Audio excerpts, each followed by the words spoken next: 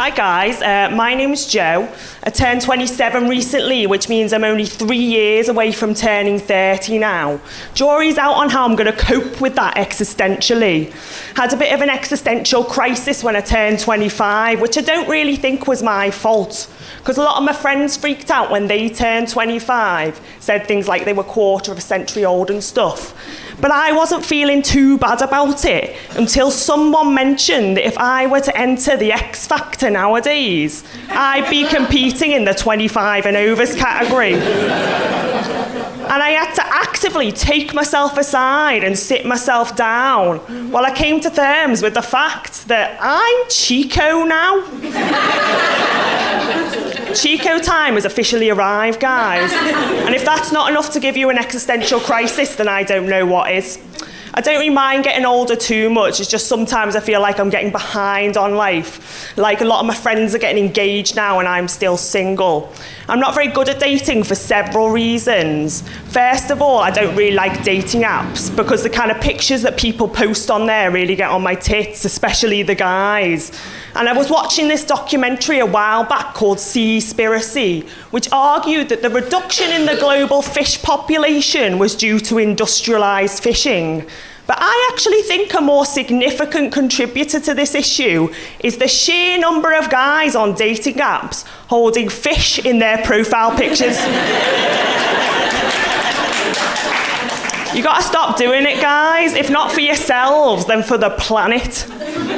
One of the other reasons why I'm not very good at dating is because I have quite a severe nut allergy, which means I have to be careful before I kiss anyone to make sure they don't have any traces of nuts in their mouth, which doesn't really do much for creating an atmosphere of spontaneous romance. So maybe I'll be on a date with someone and things will be going quite well, and maybe the date will lean in for a kiss and I'll have to push them back and be like, listen, I really like you, but before we take this any further, I just have to know one thing. Have you eaten any nuts or nut-based products in the last 4 to 6 hours? It's completely nuts, like atmosphere completely KO'd. I mean, I'd be a shit Disney princess, can you imagine it?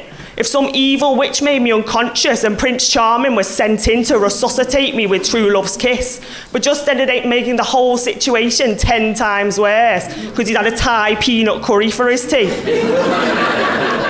I mean, if I were in a Disney film, I'd probably be one of the ugly Anaphylaxis sisters. I mean, in an ideal world, I'd probably go out with someone who also had a nut allergy, partly because they'd understand my dietary needs, but also because I've been waiting for years for an opportunity to use the phrase, "Is that an EpiPen in your pocket?" Or are you just happy to see me? I don't really mind being allergic to nuts too much. It just kind of sucks that I can't eat certain things like Nutella, for example, because everyone's always telling me how good Nutella is. And I was once seeing a guy and things were going quite well until we walked past a crepe stand on a date. And he asked me if I wanted to share a strawberry and Nutella crepe with him. And I had to tell him that I couldn't eat Nutella, and he looked at me with this expression of just raw shock and anguish on his face, like I just told him my mum had died or something. And he was like, "Oh my God, I'm so sorry, how do you cope?"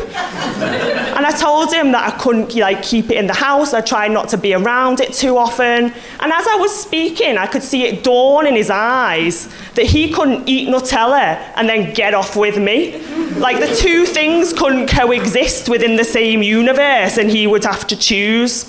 Anyway, to cut a long story short, he chose Nutella.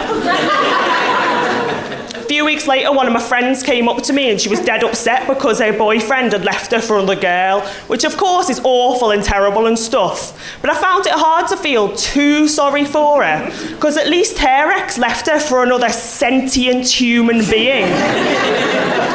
I'm telling you guys, you don't know true heartbreak until you've been dumped for a chocolate spread.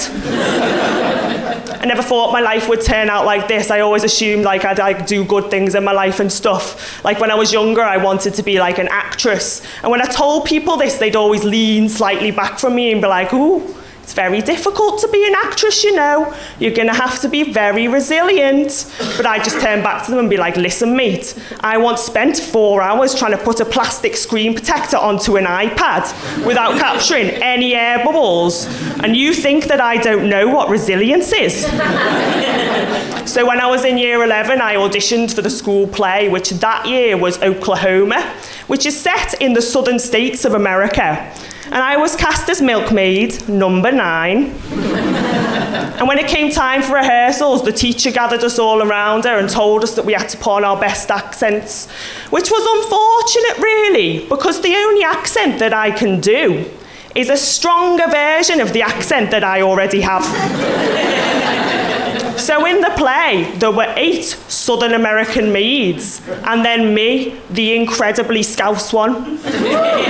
So our school's version of Oklahoma went a little bit like this. Well, would you look over there, Sarah? That sunset looks fine over the prairies this evening. You like Mary? That sunset looks proper fit over them prairies there. It's very good, wasn't it? Say, Sarah, what do you think of Curly's new wife? I think she'd be stubborn as an oxen. You like Mary? She's a proper cow, that one.